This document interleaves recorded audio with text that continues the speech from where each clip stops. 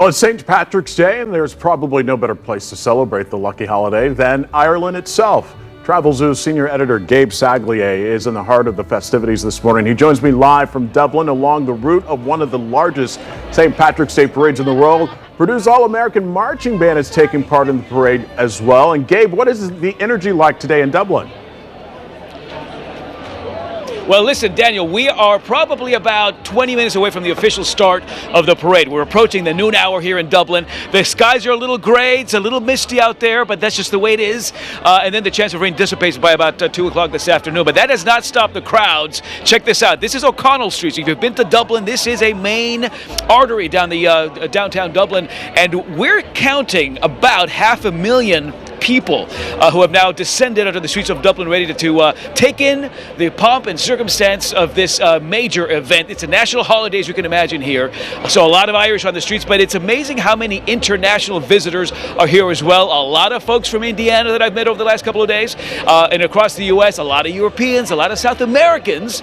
Yeah, the buzz is building as we anticipate, but as you mentioned, the second largest St. Paddy's Day parade in the world, second only in size to the one they throw there in New York City.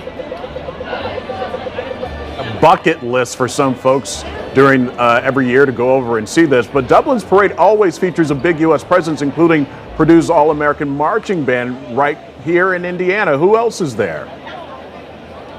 That's right. You know, and Purdue has been making a bit of a buzz across the country. I was in Kilkenny yesterday. It's a city about 90 minutes southwest from here. They were supposed to perform there, but they had to cancel it because of rain, because the 400 or so Purdue University performers only had one outfit change. So they said, nah, we're going to save it for the Dublin parade. So they're going to be a major component of this parade today. But yeah, listen, a major U.S. contingency. Every year you've got about 10 to 12, 15 U.S. marching bands from different high schools or universities, and that brings those folks out along with their family and friends. So again, a lot of Americans are using this week as an excuse to hop the pond and come over to Dublin. You know, 20 years ago, this may not have been as big a deal here in Ireland, but I think they figured out pretty soon that if they throw a big party, the Americans will hop on a plane and come out here to celebrate. You got that right, and that's interesting because not a lot of folks know, but the festivities are relatively new for Ireland.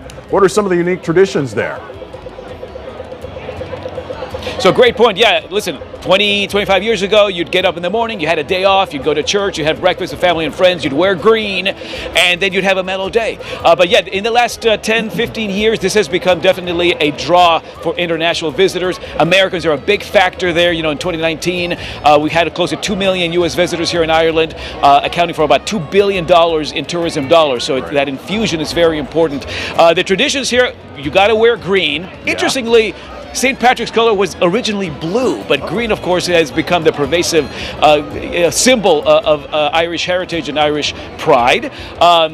We start the morning off with a big breakfast, and then, of course, as soon as the parade's over, the pubs become the place to be, and that will remain the fact throughout the course of the evening and into the weekend. You know, St. Patrick's Day here is not a day, it's really St. Patrick's week, right. And it's a 5-day affair that will culminate on Sunday afternoon. There are a lot of great pubs in Dublin for sure.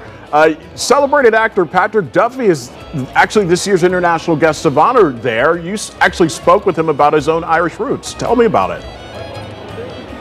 Yeah, a great point. Yeah, I met him earlier this morning. You know, we remember him from, all these great movies and shows, including, of course, that long-running series, Dallas. I spoke to him just a little while ago, and I asked him, what this particular holiday symbolizes in greater terms, in more global terms, that emotional connection that we have to our roots. You know, he was out here last year digging his Irish roots, and this is what he had to say. Well, I think you're celebrating that feeling of people being connected to Ireland, but I think there's also a deeper sense that we're representing the feeling of people who can experience this with their country. You know, not just return to Ireland. Everybody's a little bit Irish on St. Patrick's Day, but there are people from countries all over the world that will be encouraged to go back. in gratitude for their ancestors, to their country, and have that same feeling that we get to have every year on St. Paddy's Day here. His family's from County Mayo. He will be in the parade route riding a 1951 Cadillac convertible. So again, we're hoping that rain stays at bay for him, if nothing else, today. All right, Gabe Saglie reporting live from Dublin, Ireland this morning. Front row seat to the historic parade there. Thank you so much. Have a great time. Thanks, Daniel.